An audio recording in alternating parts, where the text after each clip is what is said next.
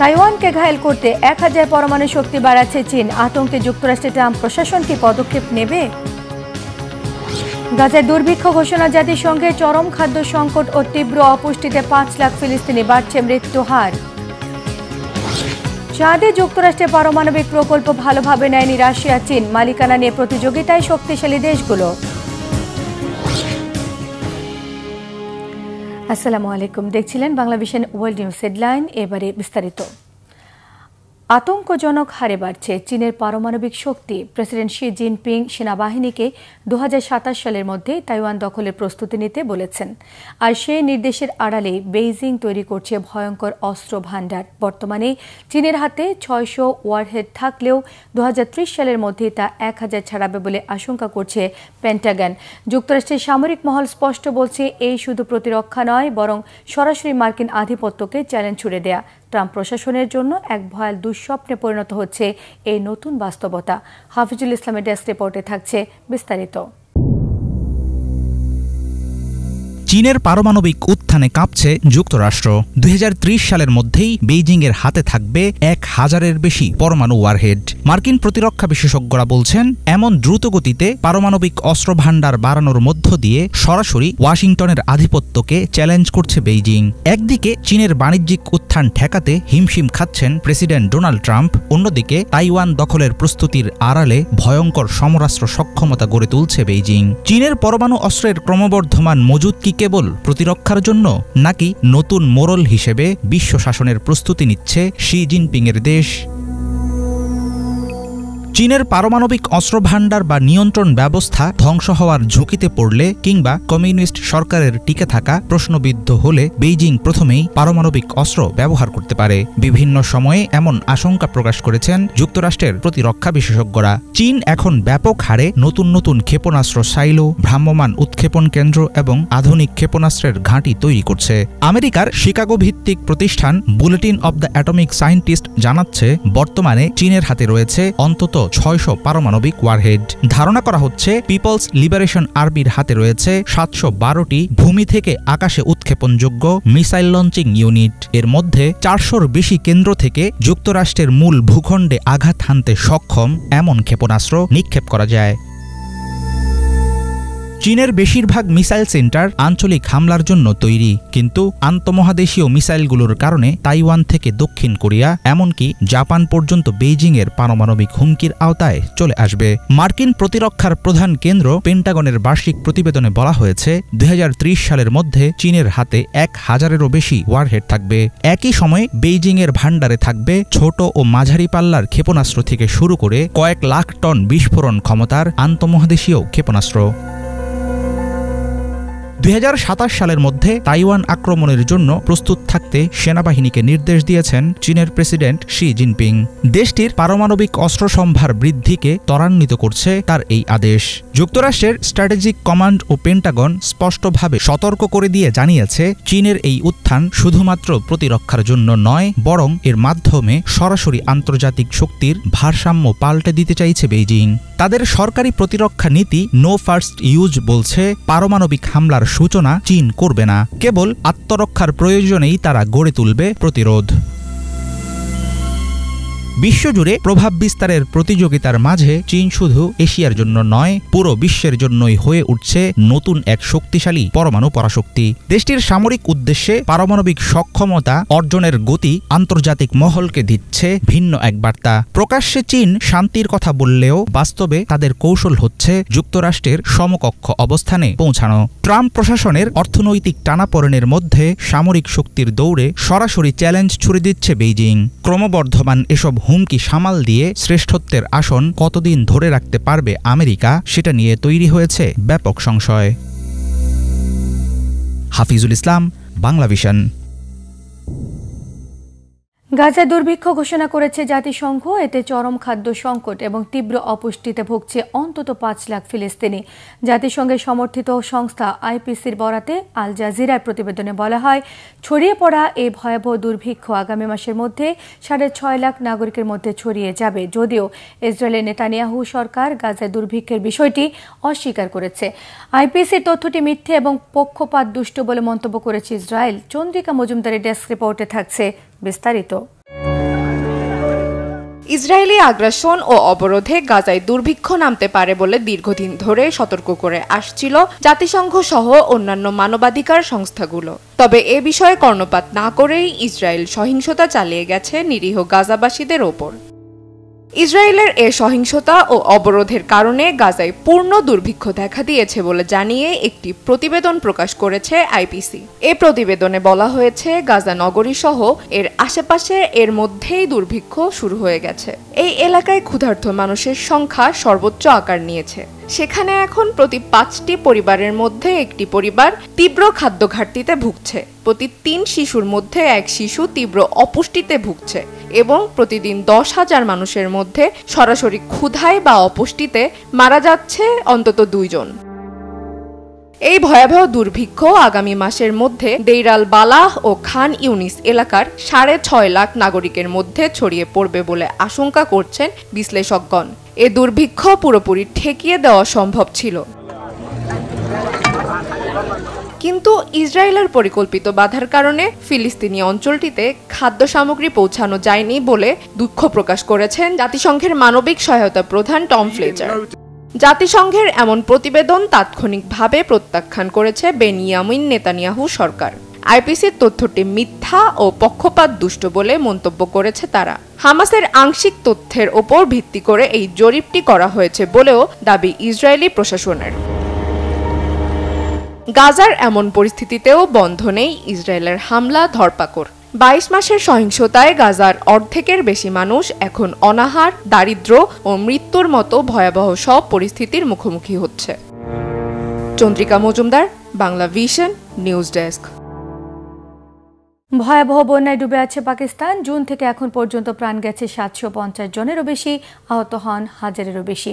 করাচি, খাইবার পাখতুনখাওয়া, গিলগিট বালতিস্তান সহ দেশের সর্বত্রই ধ্বংসের চিত্র। বিশেষজ্ঞরা বলছেন জলবায়ু পরিবর্তন যেমন দায়ী, তেমনি সরকারের অব্যবস্থাপনাও বড় কারণ। অস্ত্র কেনায় বিপুল অর্থ খরচ হলেও দুর্যোগ মোকাবেলায় কোনো দীর্ঘমেয়াদী পরিকল্পনা নেই। বিশেষজ্ঞরা স্পষ্ট বলছেন জলবায়ু পরিবর্তনের সঙ্গে দুর্নীতি এবং অব্যবস্থাপনা মিলে পাকিস্তানকে ঠেলে দিয়েছে মৃত্যু ফাঁদে। হাফিজুল ইসলামের ডেস্ক রিপোর্টে থাকছে বিস্তারিত। সরকারি অবহেলার নির্মম শাস্তি ভোগ করছে পাকিস্তান। পাহাড় ভেঙে গড়িয়ে আসা কাদা, শহরগুলোতে অসংখ্য ডুবে যাওয়া সড়ক, হাজার হাজার বাড়িঘর ভাসিয়ে নেওয়া পানির স্রোত সবই প্রমাণ করছে দুর্যোগের মুখে জনগণের নিরাপত্তা দিতে ব্যর্থ হয়েছে রাষ্ট্র। গত জুন থেকে শুরু হওয়া মৌসুমি অতিবৃষ্টি ও বন্যায় প্রাণ গেছে প্রায় 800 মানুষের। দক্ষিণের বন্দরনগরী করাচি থেকে শুরু করে উত্তরাঞ্চলের গিলগিত বালতিস্তান, খাইবার পাখতুনখাওয়া আর আজাদ কাশ্মীর, গোটা দেশ পড়েছে ভয়াবহ বন্যার কবলে। আধুনিক সমরাস্ত্র ও যুদ্ধ সামগ্রী কিনতে প্রতি বছর কোটি কোটি ডলার খরচ করছে পাক প্রশাসন, অথচ বন্যা নিয়ন্ত্রণে নেই কার্যকর কোনো অবকাঠামো। দেশের নিরাপত্তার মতো বন্যা মোকাবেলাও কি সরকারের দায়িত্ব নয়? চলতি বছরের ভয়াবহ বন্যা আবারও সামনে আনল পাক সরকারের চরম ব্যর্থতার চিত্র। খাইবার পাখতুনখাওয়ার এক জেলাতেই মারা গেছে 200-র বেশি মানুষ। পাহাড়ি স্রোতে নিশ্চিহ্ন হয়ে গেছে গ্রামের পর গ্রাম। গ্লেসিয়ার বা পাহাড়ি অঞ্চলের জমাট বরফ গলে গিয়ে সেই পানিতে হঠাৎ প্লাবনে ভেসে গেছে গিলগিত বালতিস্তান। একদিনের অতিবৃষ্টিতে অচল হয়ে পড়ে 2 কোটি মানুষের শহর করাচি। জলবায়ুর বিপর্যয় যতটা ক্ষতি করছে পাকিস্তানের, এর চেয়ে বেশি ক্ষতির কারণ সরকারের পরিকল্পনাহীনতা, উদাসীনতা এবং দুর্নীতি। দেশটির বিজ্ঞানীরা বহু বছর ধরে সতর্ক করেছেন জলবায়ু পরিবর্তন পাকিস্তানের জন্য বিপর্যয় ডেকে আনবে। বছরের পর বছর ধরে রাষ্ট্রের সামরিক শক্তি বাড়ানোকেই জাতীয় নিরাপত্তার প্রধান লক্ষ্য বানিয়েছে পাকিস্তান। অন্যদিকে অবহেলায় পড়ে আছে দুর্যোগ ব্যবস্থাপনার মতো জীবন রক্ষার জরুরি খাত। করাচি সহ বড় বড় গুরুত্বপূর্ণ নগরীর নর্দমা খালগুলো ভরে গেছে আবর্জনায়। পাহাড়ি অঞ্চলে নির্বিচারে উজাড় হয়েছে বন। নদী ব্যবস্থাপনায় নেই কোনো কার্যকর নিয়ন্ত্রণ। অপরিকল্পিতভাবে শহর বাড়ানোর জেরে ধ্বংস করে ফেলা হয়েছে প্রাকৃতিক ড্রেনেজ ব্যবস্থা, অথচ বাজেটের বিশাল অংশ যাচ্ছে প্রতিরক্ষা খাতে। বন্যায় যখন ভেসে যায় দেশ, সরকার তখন দায় চাপায় প্রকৃতির ঘাড়ে। উদ্ধার কাজে সেনাবাহিনী নামানো হলেও বিশেষজ্ঞরা বলছেন বন্যা থামাতে সেনা নয়, প্রয়োজন আধুনিক ড্রেনেজ সিস্টেম, নদীর বাঁধ নির্মাণ, কার্যকর সতর্কীকরণ ব্যবস্থা এবং শক্তিশালী স্থানীয় প্রশাসন। অথচ পাকিস্তানে এসব নিয়ে কোনো দীর্ঘমেয়াদী পরিকল্পনা নেই। প্রতিবার বন্যায় সেনাবাহিনীকে মাঠে নামানোই যেন একমাত্র সমাধান। সরকারের অব্যবস্থাপনা ও উদাসীনতাকে দোষারোপ করছেন বিশ্লেষকরা। তাদের দাবি, পাকিস্তান যদি অস্ত্র কেনার মতোই গুরুত্ব বন্যা ব্যবস্থাপনায় দিত তাহলে বিপদের মাত্রা হয়তো এত ভয়াবহ হতো না। বন্যার মতো প্রাকৃতিক দুর্যোগ ও জলবায়ু পরিবর্তনের বিরুদ্ধে এককভাবে লড়াই করা পাকিস্তানের পক্ষে সম্ভব নয়, কিন্তু ক্ষতির মাত্রা কমানোর জন্য প্রস্তুতি নেওয়ার দায়িত্ব সরকারেরই। বন্যা পরিস্থিতি থেকে বেরিয়ে আসতে হলে পাকিস্তানকে কাঠামোগত ও নীতিগত দুই দিক থেকেই আনতে হবে ব্যাপক পরিবর্তন। নদী নিয়ন্ত্রণ, উন্নত আগাম সতর্ক ব্যবস্থা, আধুনিক ড্রেনেজ, টেকসই নগর পরিকল্পনা সবকিছু একসাথে কাজে লাগাতে না পারলে প্রতি বছর বর্ষা মৌসুমে পানিতে ডুবে যাবে পাকিস্তান। তখন বিলিয়ন ডলারের সমরাস্ত্র কি বাঁচাতে পারবে জনগণের জীবন? হাফিজুল ইসলাম, বাংলা ভিশন। সম্প্রতি চাঁদের মাটিতে পারমাণবিক চুল্লি স্থাপনের প্রকল্প হাতে নিয়েছে যুক্তরাষ্ট্র, আর এতে নাখোশ হয়েছে রাশিয়া এবং চীন। বিশ্লেষকদের মতে চাঁদ নিয়ে কাড়াকাড়ি হতে পারে বিশ্ব মডেলদের মধ্যে। তবে কি ভূ রাজনৈতিক টানাপোড়েনের কেন্দ্রবিন্দু হতে যাচ্ছে চাঁদ? পৃথিবীর গণ্ডি পেরিয়ে যুদ্ধ গড়াবে কি মহাকাশেও? ইমরান মাহমুদের ডেস্ক রিপোর্ট। চাঁদ আসলে কার? প্রশ্নটা শুনতেই অদ্ভুত লাগে, অথচ এই নিয়ে আলোচনা অনেক পুরনো। কোন দেশ সবচেয়ে বেশি অধিকার রাখে চাঁদের উপর? যে দেশ প্রথম চাঁদের মাটিতে পা রেখেছে একচ্ছত্র মালিকানা কি তাদেরই? এসব প্রশ্ন কেন্দ্র করে ভবিষ্যতে মহাকাশে বড় ধরনের ভূ রাজনৈতিক টানাপোড়েন তৈরি হতে পারে বলে অনেক বিশেষজ্ঞ আশঙ্কা করছেন। এর মধ্যেই মহাকাশে যুদ্ধ করার জন্য যুক্তরাষ্ট্র গঠন করেছে স্পেশাল স্পেস ফোর্স। এমন অবস্থায় চাঁদ নিয়ে একটি বিশ্বযুদ্ধের সংখ্যা উড়িয়ে দেওয়া যাচ্ছে না। মহাকাশ গবেষণা সংস্থা নাসার সূত্র মতে যুক্তরাষ্ট্র 1969 সালে প্রথম চাঁদে অবতরণ করে। সেই দিক থেকে অনেকের ধারণা হতে পারে চাঁদের উপর তাদেরই সবচেয়ে বেশি অধিকার। কিন্তু বাস্তবতা হলো আন্তর্জাতিক আইন অনুযায়ী কোনো দেশই চাঁদের মালিকানা দাবি করতে পারে না। চাঁদ হলো সবার জন্য উন্মুক্ত একটি মহাজাগতিক বস্তু। আগামী দশকে যুক্তরাষ্ট্র, রাশিয়া, চীন ও ভারত চাঁদে স্থায়ী ঘাঁটি বানাতে সক্ষম হতে পারে। তখন কে কতটা জায়গা ব্যবহার করবে, কোন অঞ্চলে খনিজ উত্তোলন করবে, এসব নিয়ে শুরু হতে পারে বিতর্ক। বিশেষ করে চীনের মহাকাশ কর্মসূচি দ্রুত এগিয়ে যাচ্ছে এবং তারা ইতোমধ্যেই চাঁদের অন্ধকার অংশে বা অদেখা পৃষ্ঠে অবতরণ করেছে। অন্যদিকে রাশিয়া সোভিয়েত আমল থেকেই মহাকাশের শক্তিশালী হিসেবে প্রতিষ্ঠিত। ভারতও চন্দ্রযান মিশনের মাধ্যমে চাঁদে অবস্থান নিয়েছে। ফলে ভবিষ্যতে এই দেশগুলোর মধ্যে মালিকানা ও প্রভাব বিস্তার নিয়ে সংঘর্ষ বাধা অস্বাভাবিক কিছু নয়। যুক্তরাষ্ট্র বর্তমানে বিশ্বের সবচেয়ে শক্তিশালী মহাকাশ শক্তি এবং তাদের একটি আলাদা স্পেস ফোর্স বা মহাকাশ বাহিনীও রয়েছে। চীনও দ্রুত একই পথে এগুচ্ছে। এদিকে রাশিয়া দীর্ঘদিনের অভিজ্ঞতায় সমৃদ্ধ, কিন্তু সামরিক ও প্রযুক্তিগত দিক থেকে যুক্তরাষ্ট্র এগিয়ে থাকায় চাঁদকে কেন্দ্র করে যদি কখনো সরাসরি সংঘাত শুরু হয়, যুক্তরাষ্ট্রকেই এগিয়ে রাখে বিশেষজ্ঞরা। ভবিষ্যতে যদি চাঁদে পানি, খনিজ বা জ্বালানির গুরুত্বপূর্ণ ভাণ্ডার আবিষ্কৃত হয়, তবে সেটিকে কেন্দ্র করে যুদ্ধ বাধার সম্ভাবনা উড়িয়ে দেওয়া যায় না। সম্প্রতি মহাকাশ গবেষণা সংস্থা নাসা এবং মার্কিন জ্বালানি বিভাগ মিলে চাঁদে একটি পারমাণবিক রিয়েক্টর বসানোর পরিকল্পনা নিয়েছে। বিবিসির তথ্য মতে এই উদ্যোগ মহাকাশ গবেষণার নতুন দিগন্ত খুললেও ভূ রাজনৈতিক অস্থিরতা বাড়াতে পারে, কারণ চীন ও রাশিয়া ইতোমধ্যেই এটিকে সম্ভাব্য হুমকি হিসেবে দেখছে। এমন সম্ভাব্য সংঘাতের কথা মাথায় রেখে 1967 সালে জাতিসংঘের উদ্যোগে গৃহীত হয় আউটার স্পেস ট্রিটি বা মহাকাশ চুক্তি। এই চুক্তি অনুসারে কোনো দেশ চাঁদ বা অন্য কোনো মহাজাগতিক বস্তুর মালিকানা দাবি করতে পারবে না। সেখানে বলা আছে, মহাকাশ ও গ্রহ উপগ্রহ হল মানবজাতির যৌথ সম্পদ। যুক্তরাষ্ট্র, রাশিয়া, চীন সহ এই চুক্তিতে এখন পর্যন্ত 100টিরও বেশি দেশ স্বাক্ষর করেছে। তবে চুক্তি ভঙ্গ হলে বা কোনো শক্তিধর দেশ যদি একতরফা পদক্ষেপ নেয়, তখন কি আদৌ আইন প্রয়োগ করা যাবে? এমন প্রশ্ন উঠেছে সাম্প্রতিক সময়ে। শুধু চাঁদ না, মহাকাশের বিভিন্ন বস্তু ঘিরেই বৈশ্বিক প্রতিযোগিতা বাড়ছে দিন দিন। যুক্তরাষ্ট্র, চীন, রাশিয়া ও ভারত সহ অনেক দেশ এখন মহাকাশে আধিপত্য বিস্তারের লড়াইয়ে নেমেছে। তবে চাঁদ আসলে কারো একার নয়, এটি পুরো মানব জাতির। তাই ভবিষ্যতে যদি বড় কোনো সংঘাত ঠেকাতে হয় তাহলে আন্তর্জাতিক আইন ও আউটার স্পেস ট্রিটি আরও শক্তভাবে প্রয়োগ করতে হবে বলে মনে করছেন বিশ্লেষকরা। অন্যথায় পৃথিবীর যুদ্ধ পৌঁছে যেতে পারে মহাকাশেও। ইমরান মাহমুদ, বাংলাভিশন। মার্কিন প্রেসিডেন্ট ডোনাল্ড ট্রাম্পের জনসমর্থন নিয়ে একটি প্রতিবেদন প্রকাশ করেছে আন্তর্জাতিক গবেষণা এবং জনমত জরিপ প্রতিষ্ঠান ইউগভ। দ্য ইকোনমিস্ট ইউগভ পল জরিপে ট্রাম্পের প্রতি সমর্থন কমে যাওয়ার তথ্য উঠে এসেছে। জরিপ মতে তরুণ, উচ্চশিক্ষিত, জাতিগত সংখ্যালঘুরা ট্রাম্পের বিরুদ্ধে বেশি অবস্থান নেন। এমনকি অবসরপ্রাপ্ত ভোটারদের মধ্যেও ট্রাম্পের প্রতি সমর্থন কমে গেছে। বিস্তারিত মীর ফজলে রাব্বির ডেস্ক রিপোর্টে।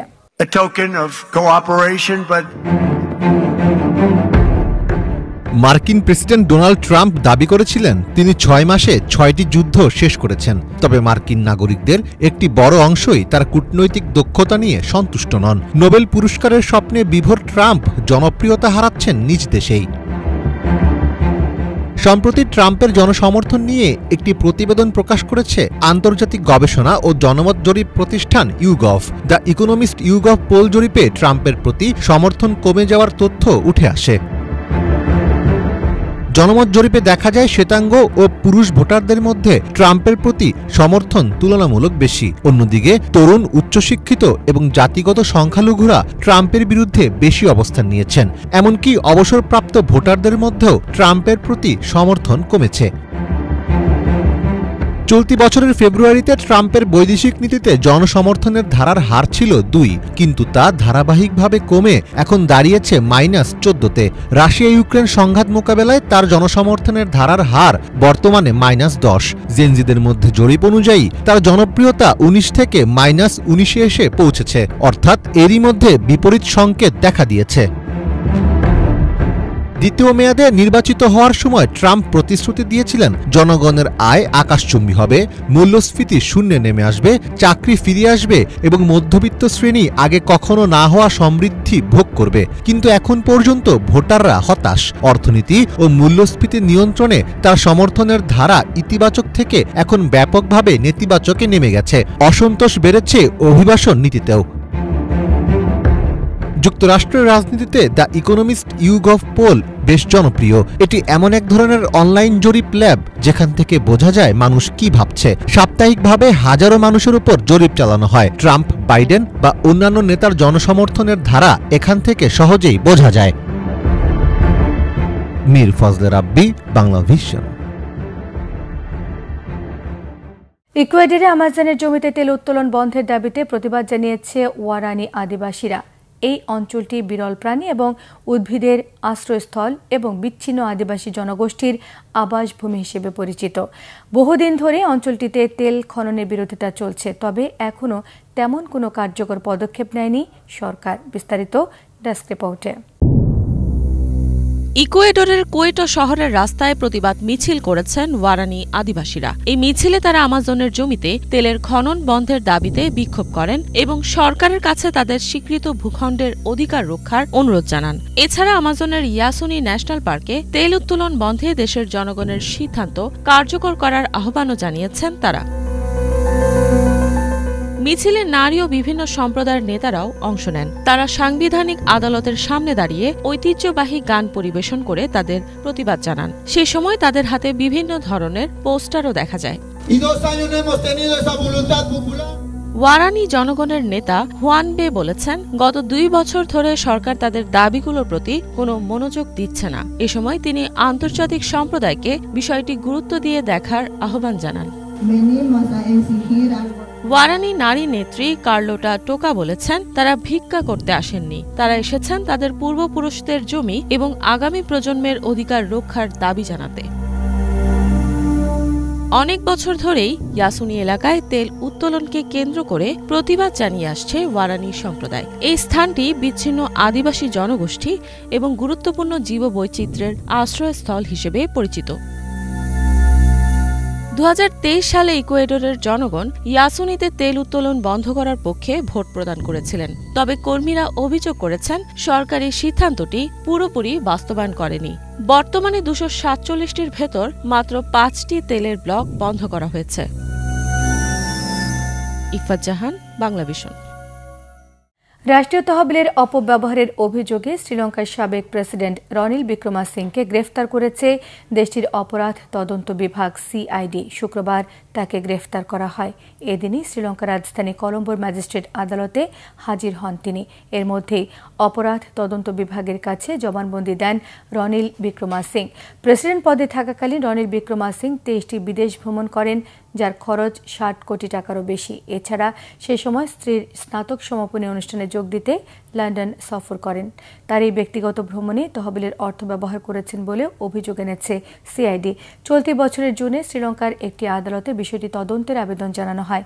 2022 সালে অর্থনৈতিক মন্দার কারণে গণবিক্ষোভের মুখে গোতাবায়া রাজাপাকসে শ্রীলঙ্কা থেকে পালাতে এবং পদত্যাগ করতে বাধ্য হন। এরপরই প্রেসিডেন্ট করা হয় রনিল বিক্রমাসিংকে। এই ছিল আজকের মতো। সঙ্গে থাকায় ধন্যবাদ।